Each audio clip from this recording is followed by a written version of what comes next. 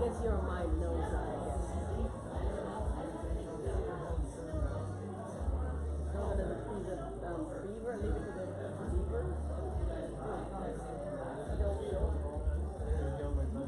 Oh, right.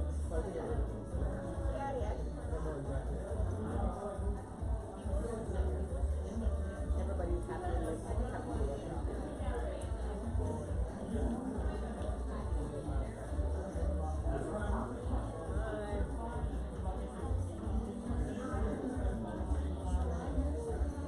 So I'll just stay with them because her English is very good. But his is perfect. So he gives her half an hour. That's it. Oh, second year. One thing that's happening right is watching TV. Because you know how people They don't have a TV. I guess they have a laptop. Watching TV will be good for her? Yeah. because you can see how people interact and you know how people interact. Like when people are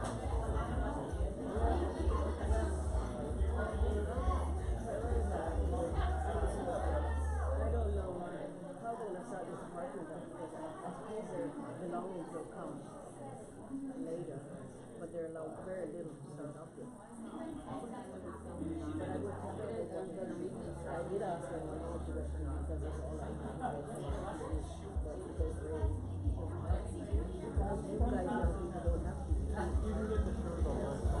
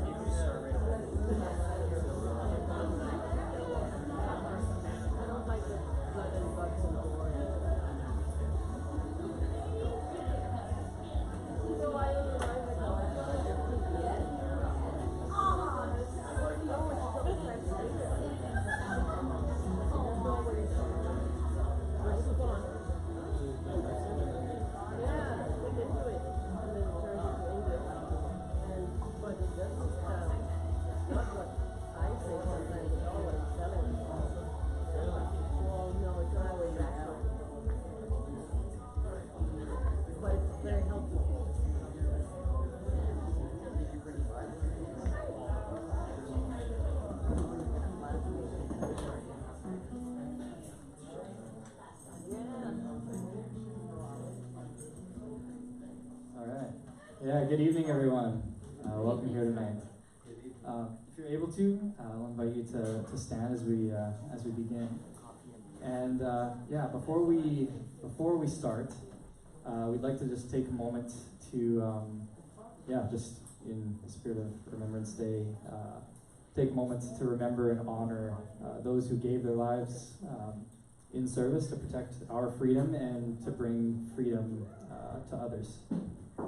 So before we begin worship, let's just spend a moment in silence as we remember, and we'll and thank God for those who made that sacrifice.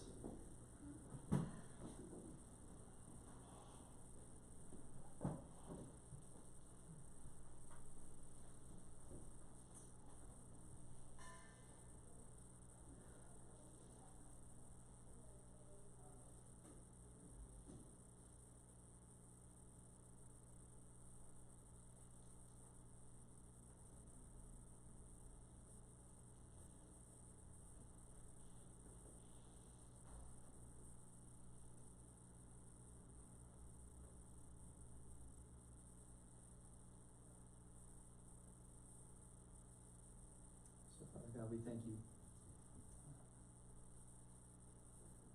Thank you for the courage and the bravery of those who fought for our freedom and for the freedom of others.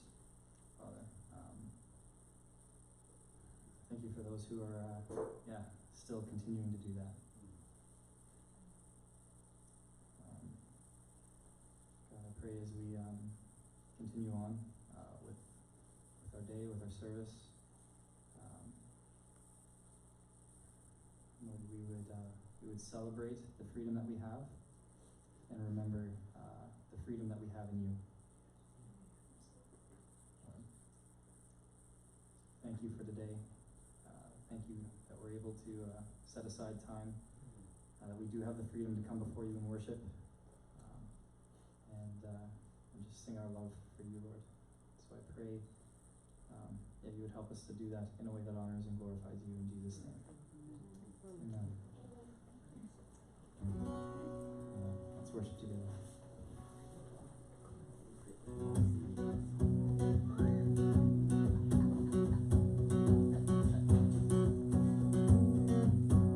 I was buried beneath my shame. Who could carry that kind of weight? It was my tomb till I met you. I was breathing but not alive. All my failures I tried to hide. It was my tomb till I met you. You called my name. You called my name. And I ran out of that grave. Out of the darkness into your glorious day. You called my name, and I ran out of that grave. Out of the darkness into your glorious day.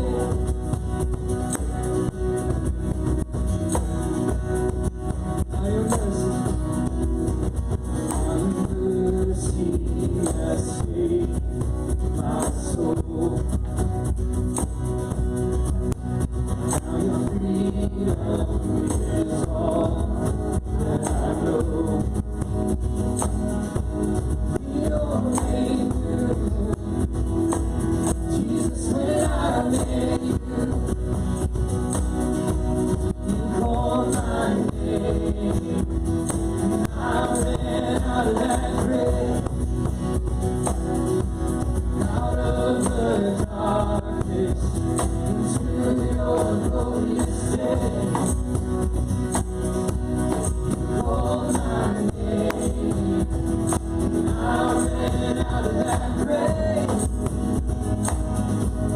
Out of the darkness into your glorious day.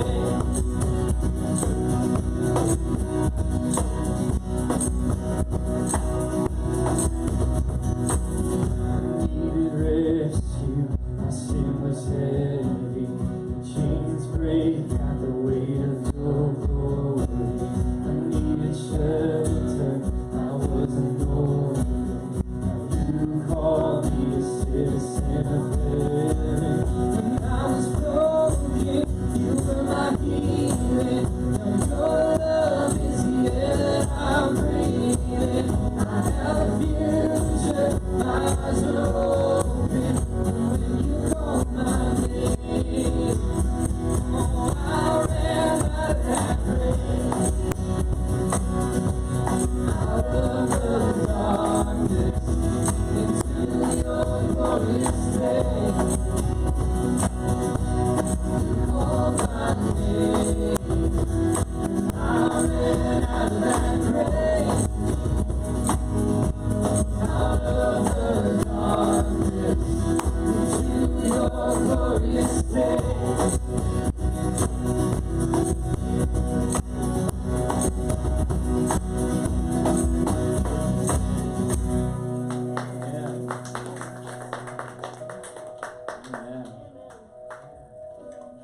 Father God, we thank you again, Lord, just for the freedom that we have in you. Lord, death, the grave has no power over us, Lord. Sin has lost its power, death has lost its sting. Lord, you have set us free.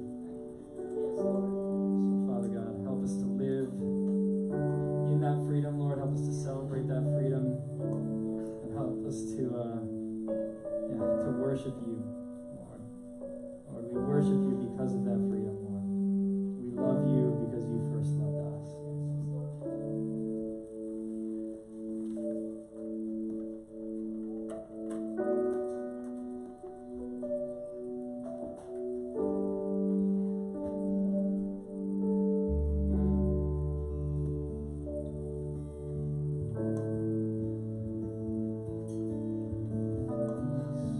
Bring it all to peace. Storm surrounding me, let it break. At your name,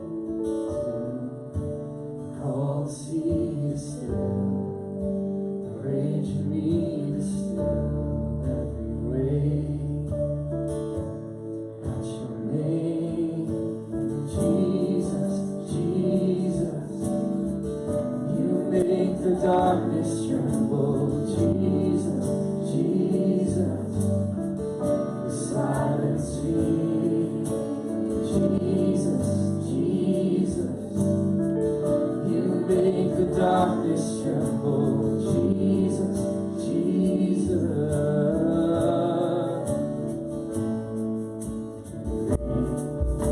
Call these bones to live. Call these lungs to sing once again. Praise Jesus, Jesus. You make the darkness tremble. Jesus, Jesus. You silence me. Jesus, Jesus.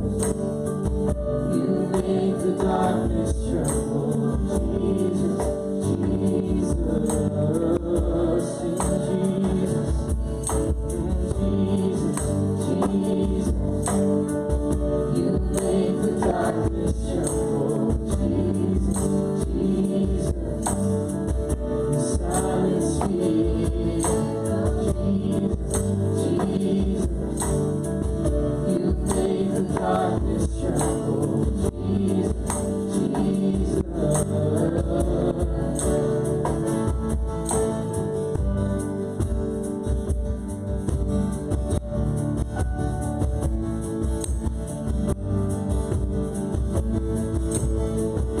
sing your name. Your name is a light that the shadows can't deny. Your name cannot be overcome. For your name is a light forever lifted high. For your name cannot be overcome. For your name is a light that the shadows can't deny. Your name cannot be overcome. Your name is a light forever lifted high. For your name cannot be overcome. Jesus, Jesus, you make the darkness tremble. Jesus, Jesus, silence me. Jesus, Jesus, you make the darkness tremble. Jesus, Jesus, Jesus, Jesus, you make the darkness tremble. Jesus, Jesus, silence fear. Jesus, Jesus, you make the darkness tremble. Jesus, Jesus.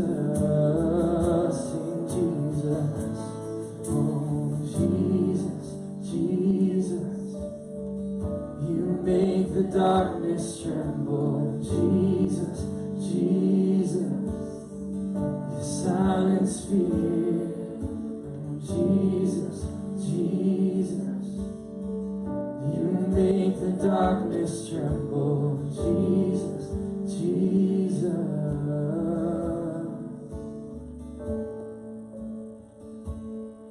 What a beautiful name it is. What a beautiful name it is. The name of Jesus Christ, my King.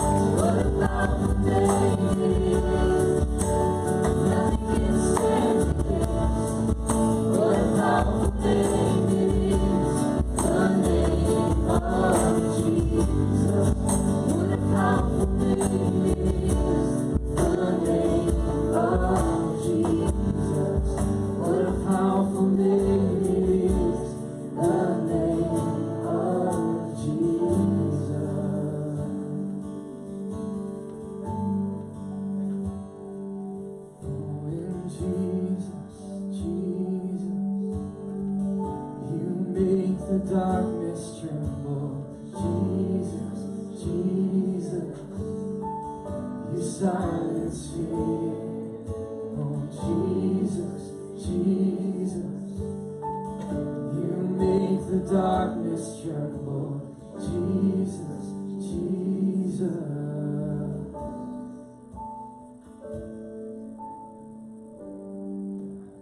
Father God, thank you, Lord. There's power in your name. Father, thank you that you've set us free, Lord. Thank you that you are continuing to set us free. Lord, you're continuing to shape us. So help us to be open to that process. Father, would you soften our hearts so that you can shape us and mold us, cause us to look more like you, Lord. Help us to be more forgiving to those around us, Lord. Help us just to reflect your grace and your goodness, Father, to the world, or to everyone who needs it. You are good. We love you. We pray this in Jesus' name. Amen. Amen. You can take a seat.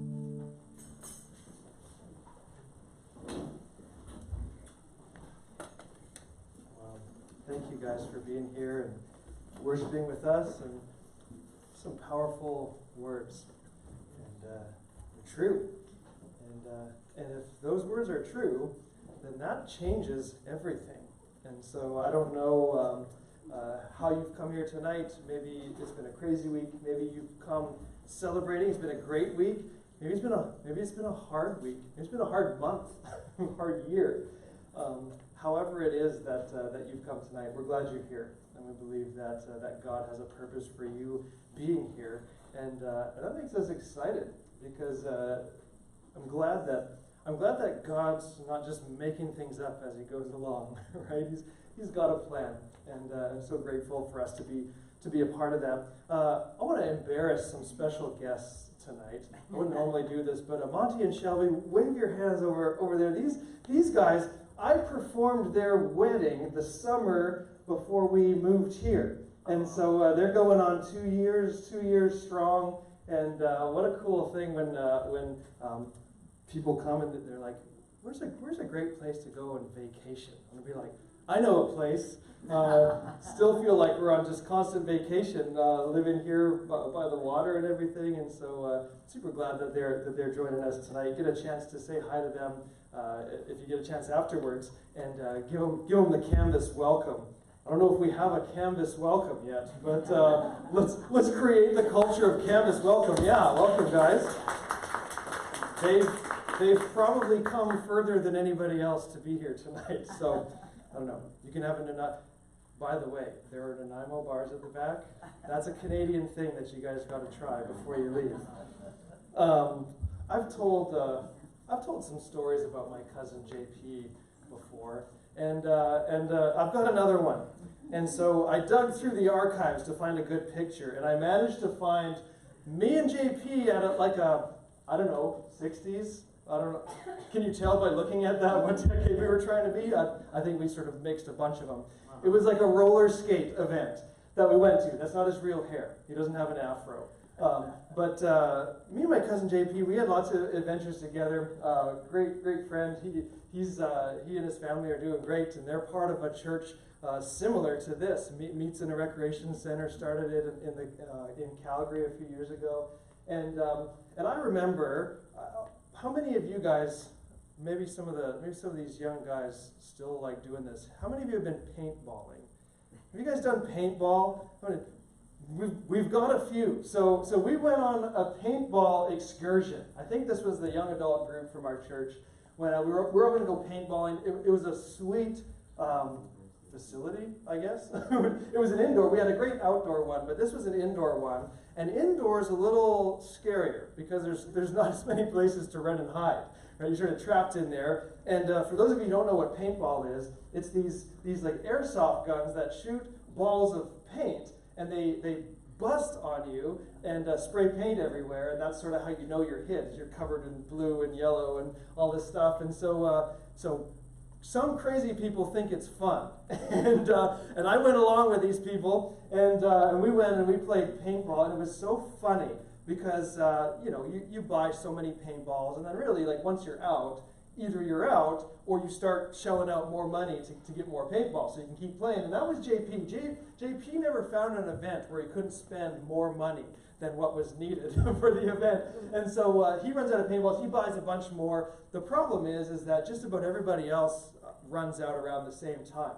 And so they're like, look, we got to end this at some point. We're just going to keep battling each other all night long, and you guys are going to keep buying more paintballs. So this is the last round. They said, this is the last round.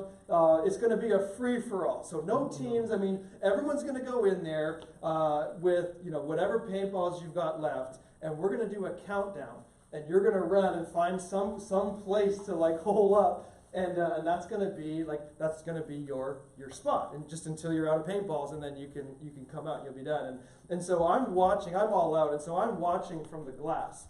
And there's this little viewing place. And I'm looking in there, and they march everybody in there, and they're like, all right, we're going to start the countdown. And so everyone starts running around. They're getting these cool spots, and they're hiding in all these places.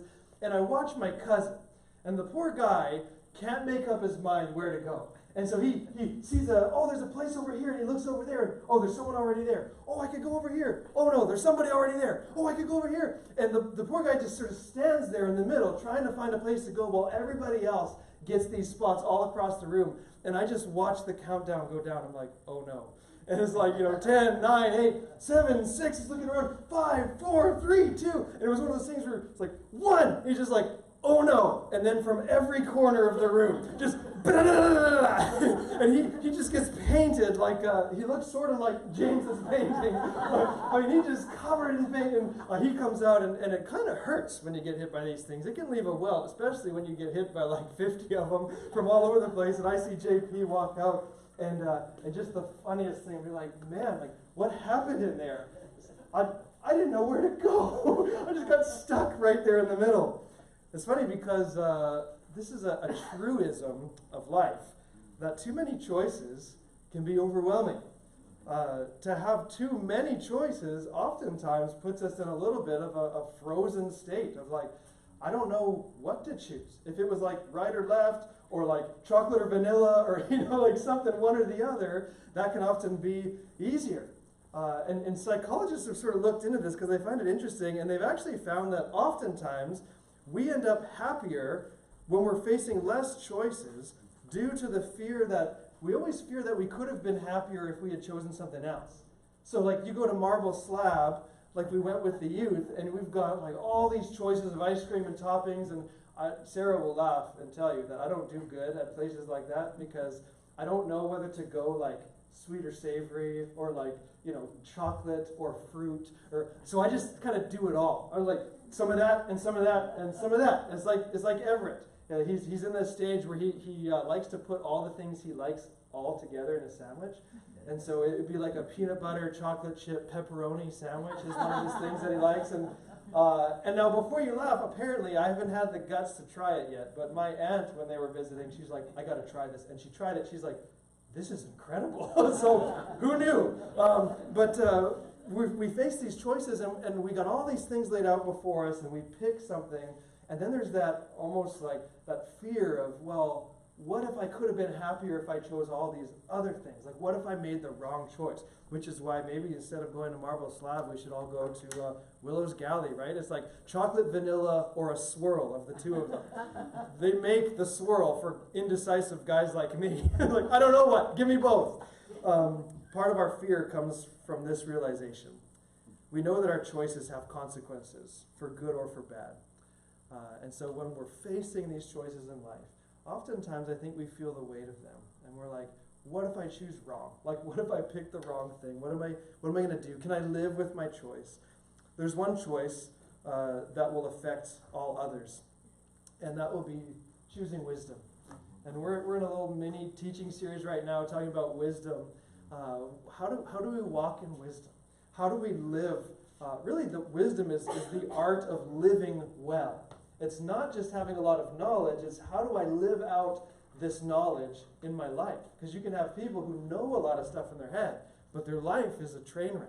We're saying, God, as I follow you, as you are the source of wisdom, how can I live well? How can I live the life that you have called me to live? And so tonight I want to talk about wisdom being a choice. Now, how is wisdom a choice? Isn't it something that you either just have or don't have? Do you ever feel like sometimes I feel like this, where I'm just like, I think maybe I just didn't get the wisdom gene. Like you make some dumb mistake, and you're like, I guess wisdom is not in my cards.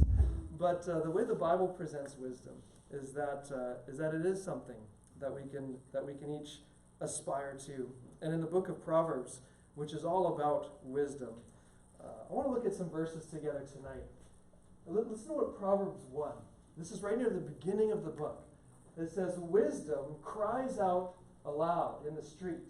In the markets, she raises her voice. At the head of the noisy streets, she cries out.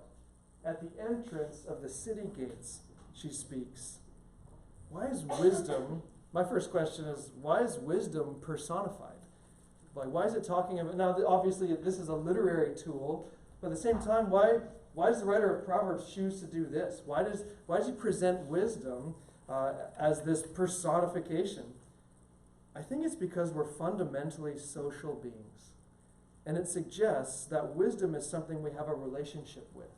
Wisdom is not just a thing that we don't just download wisdom into our head and like, now we've got it. Right? Wisdom is this, you have this relationship with it, it's growing, it changes you. It can be shallow, it can be deep. It says wisdom calls out and we are invited to listen to her counsel. But what's fascinating to me is where is she crying out? What are some of the spots? The market, the street, entrance to the gate. What's one of the things that all of those places have in common? They're all communal areas. And so what would that lead to? If these are all communal areas, what would that lead to? Lots of people. These are noisy places. These are places with lots of other voices, right? These are places where people gather. The city gates, the streets, the marketplace. Are you kidding me? Like, do you know how loud these ancient marketplaces would have been? You don't have all the fancy billboards and advertising. The way you try to sell your product is by being louder than the guy next to you to tell people to come and buy your product. So all these places are places where there's many other voices that would be trying to get your attention. There's a lot of other distractions. And I think of our own age. I think of the technology that we have now. There's a lot of great things about technology. I'm thankful for Dirk. He's sort of my technology guy. Like every time I have a problem with the iPad, it's like, Dirk, can you fix this? He's like, yeah, all you got to do is. I was like, thanks. So one thing though that technology has done. Our modern day has brought all the noise into the places that used to be quiet. Does that make sense? We used to be at home or somewhere, and you're sort of like, okay, like I'm not at the marketplace. I sort of got away from the noise. Unless you have 3 sons under 5. Then it's like, I need to go to the marketplace for some peace and quiet.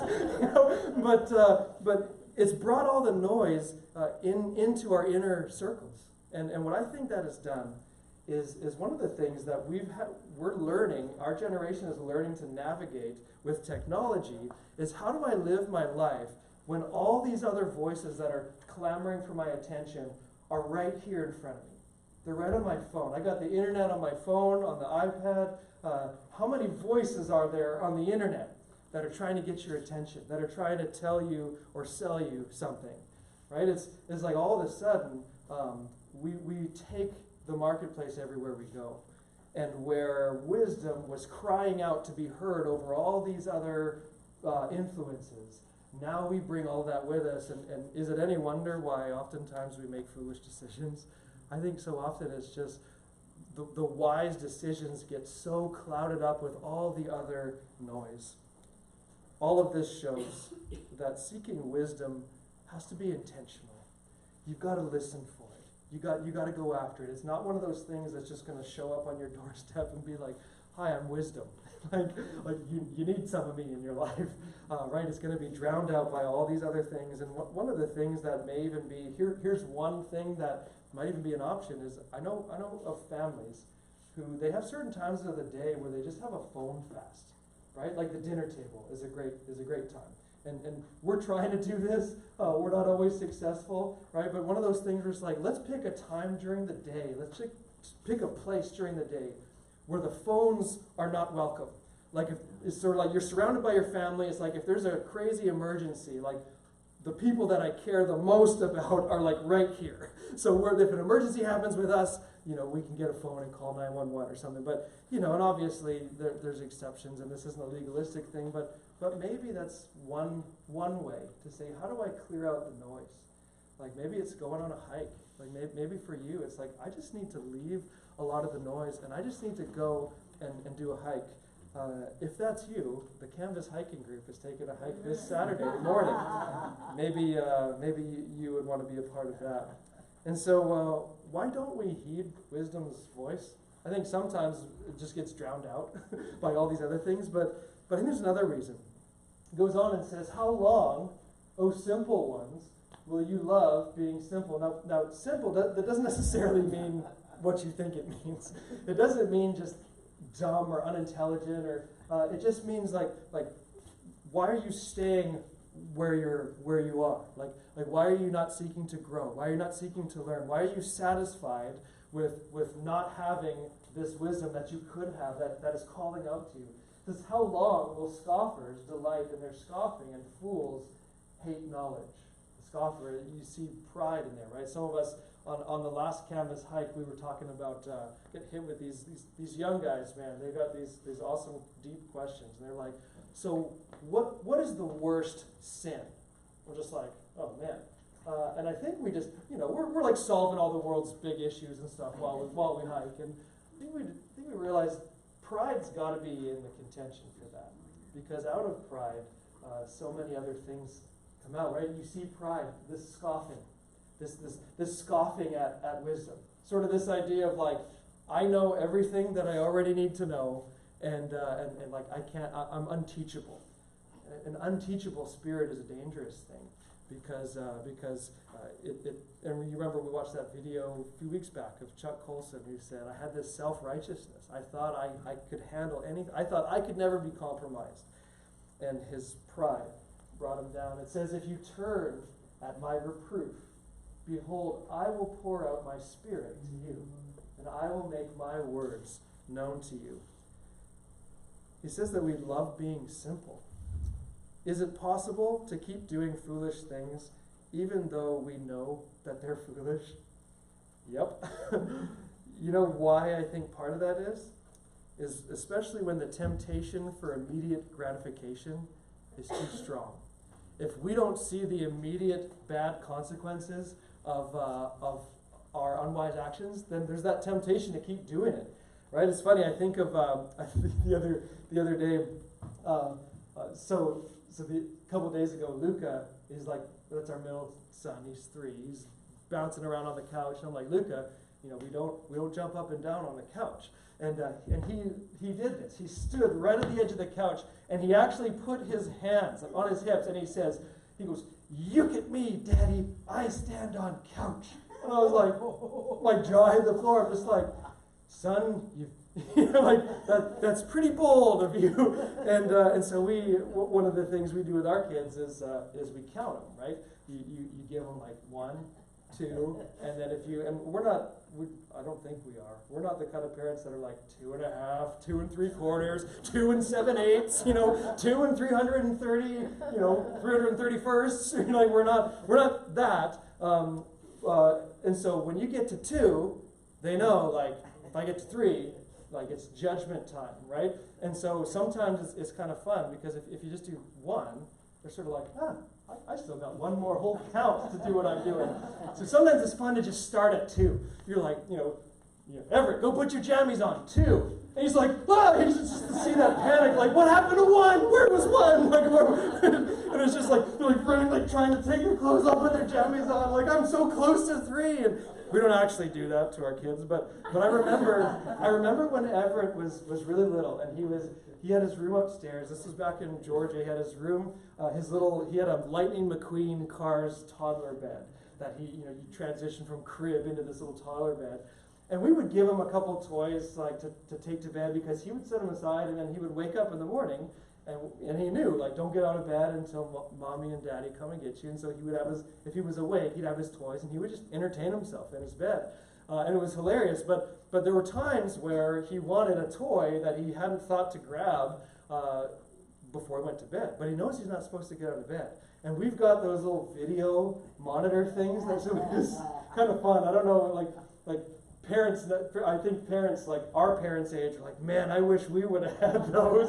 And so it was so fun, because as Everett was learning to stay in his bed, we would watch this like original sin like well up in his life, where he'd sort of look around and be like, I want that toy that's over there that I didn't remember. And so he would get out of his bed, and we'd watch him on the TV. It was like, this is better than anything that's on cable television right now. And he would like walk over, and he would like grab the toy, and then he would like run back and get back in his bed.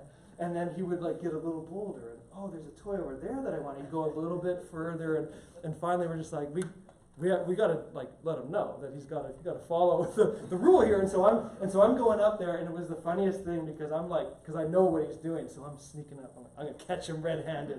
And I go in there, and I open the door, and he's like from me to James, away from his bed, and he like leaves the floor. He leaps and dives the rest of the way. I mean, the kid can barely walk, but he dives into his bed, and like just this big scramble of blankets, trying to act like, I've been here the whole time. And it's so funny. It's just like, if the consequences aren't immediate, oftentimes we'll go back to the thing that we keep doing, right? If one use of maybe a drug or something instantaneously caused the worst of what is ultimately down the road of going that way, do you think that would do anything for as a deterrent for the people who were like, man, should I do this? Should I try this? If we just went straight to immediate worst consequences, but so much about life isn't that way, right? And so we're like, if I don't face immediate consequences right away, then maybe I can do this again. I remember when I was a kid, and I was toasting some toast. I remember I'm sitting on the counter, I'm toasting some toast, and I don't know what sort of logical process I was using in my head, but this is what I thought. I still remember this. In my head, I thought, I'm worried that the toast is going to burn. And so what I should do is take a butter knife and like make a hole in the top of the toast so that the steam can come out and it won't burn. I'm like, I know. I just remembered that was my thought process, and I don't know how old I was. Probably too old to be thinking that simply.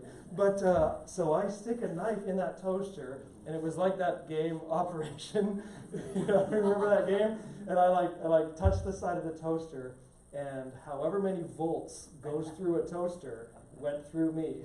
And I went flying off the counter, and I'm laying there, and my hair's never gone back down. And I got up, and I'm just like, wow, what happened? Guess what? Do you think I ever stuck a knife in a toaster again? I didn't. The writer here says, how long will you love being simple?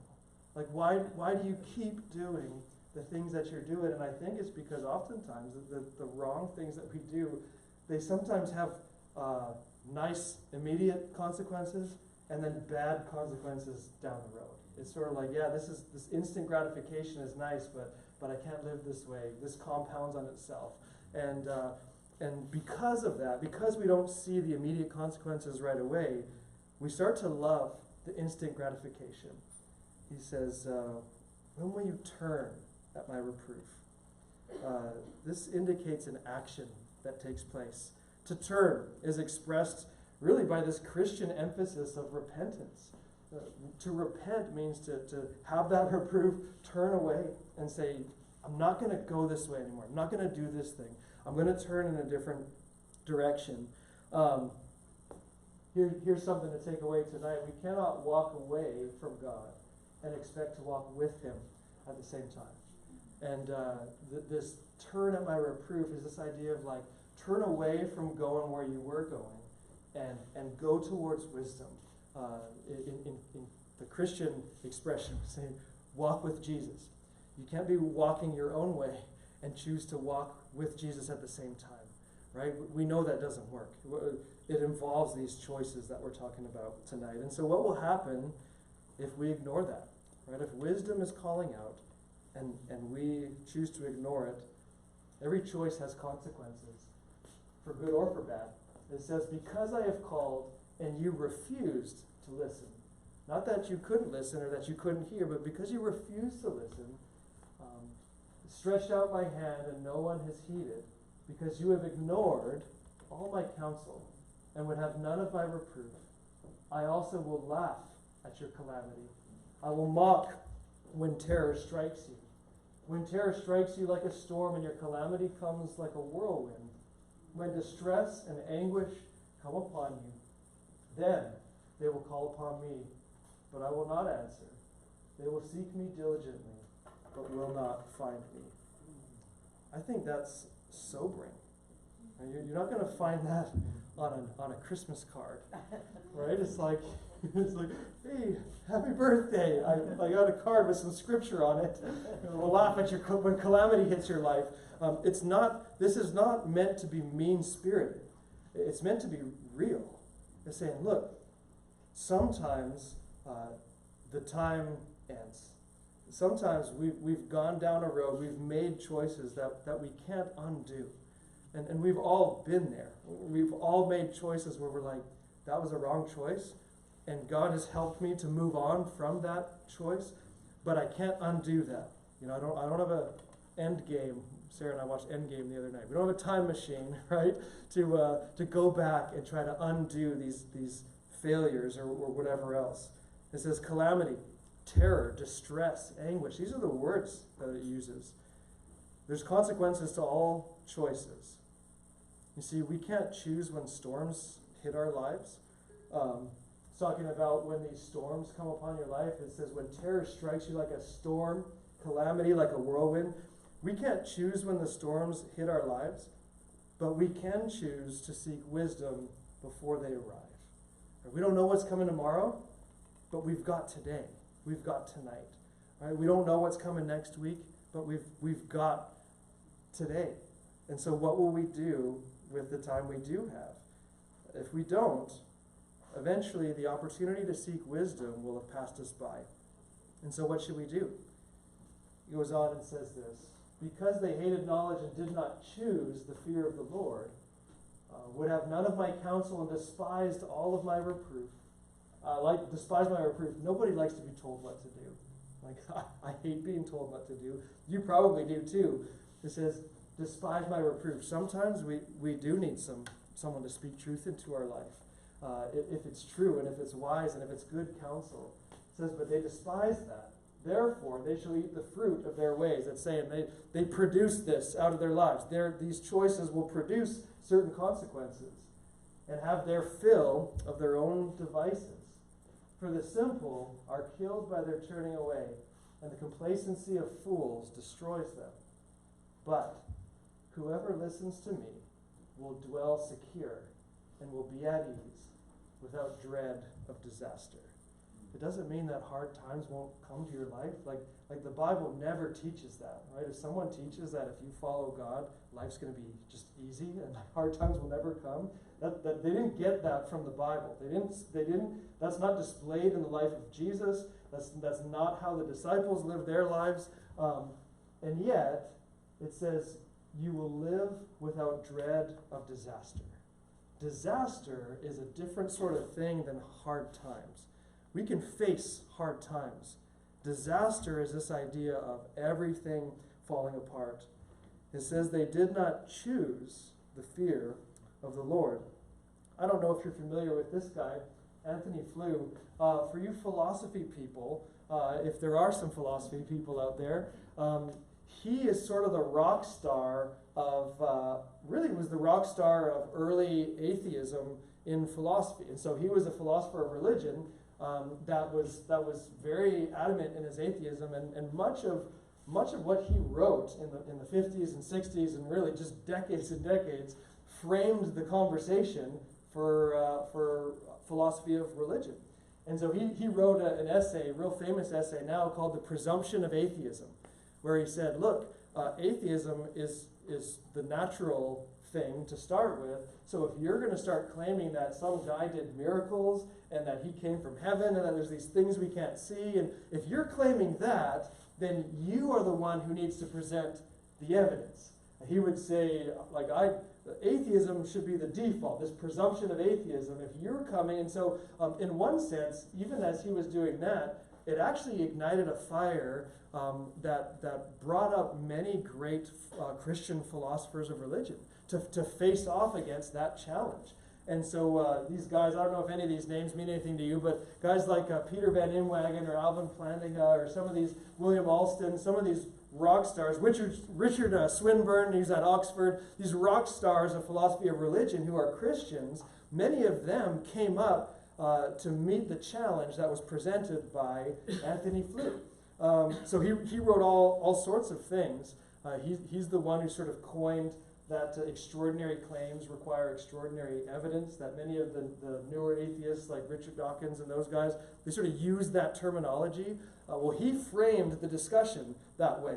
But in so doing, he also said, but look, and during his day, there was a certain kind of philosophy that said when people make claims about God and morality and these things that you can't see and touch, those are not actual things. And so even by speaking about them, we don't even talk about those things. It's like talking about fairies or things that don't exist. Like, how are you gonna talk about fairies in any sort of logical way? Because these are fictions. You can't see them. You can't put them under a scientific study. And so he actually said, well, let the religious people say what they have to say, and then let's meet them at that level. And actually, when he did that, when he framed things that way, that's when many of these philosophers stepped up to the plate. And they said, okay, well, let's start talking about morality. Let's start talking about ontology. How do we know what something is? Or what is something? Let's talk about epistemology. How do we know things? How can we be certain that we know anything at all and that these things are true? And they started meeting him at that level. And so this age of really amazing Christian philosophers rose to meet the challenge. But he's always been sort of this father of atheism.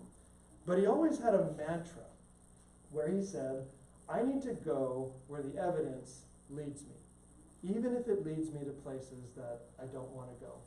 And a fascinating thing happened several years ago is as he studied, his whole life was looking at this stuff, he actually changes his mind. It's like the grandfather of atheism actually changes his mind. And he wrote a book about it called There Is a God, How the World's Most Notorious Atheist Changed His Mind. And it's back there on the recommended reading. I recommend if you're philosophically minded, it's a great read. Now, a caveat, he didn't go all the way to biblical Christianity. And he admitted, I go to deism, which is, I think there's something out there, something wound up the clock, something set the universe in place and now it's running. But he said, I don't necessarily believe in Christian revelation. I don't necessarily believe that everything in the Bible is true. He didn't get that far. But it's fascinating to me that as he followed where the evidence led him, he was open-minded about it, it actually pointed him towards God. Now, you're talking about wisdom tonight, right? One of the smartest philosophers of our generation. The guy who, he literally wrote dictionaries of philosophy. And so, this guy had all the brain power that you could ever imagine. But he never stopped seeking wisdom. He never stopped learning. He never stopped saying, where does these things that I'm learning, where does this lead me?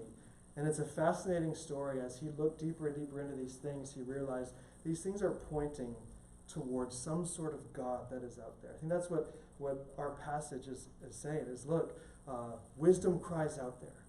But Proverbs also says the fear of the Lord is the beginning of wisdom. Our passage says these people, they didn't choose to fear God. Now, is that something you can choose? Pascal basically says, look, you can't make yourself believe something you don't believe, but you can choose what you pursue. And so his advice is, look, if you're curious about this stuff, get yourself around other people who were once skeptical, but in his words, he says, now they wager everything they have. He says, they were once like you, but something happened along the way, and now they're willing to wager everything. He's like, if you're asking these questions, get around those people. Figure out what it was that happened on their journey. And so he would even say, like, go and participate in church. And some of you tonight might be like, I'm not all the way there. Like, I've got all these questions. I'm not there yet. Pascal would be very proud of you tonight that you're here anyways. He would say, look, these questions are too important not to figure it out one way or the other. And so go to church. Like, go hang around the people who believe this stuff and see if they're crazy or not. Like go there, participate in it, see what happens as you pursue wisdom that is ultimately found in God. So what choices are we making today, tomorrow, to seek wisdom? The Bible presents wisdom as something personal with which you have a relationship. This is because wisdom is ultimately grounded in this fear of the Lord. Wisdom is found in God, and the inevitable and the invitation to be in relationship with Him is available.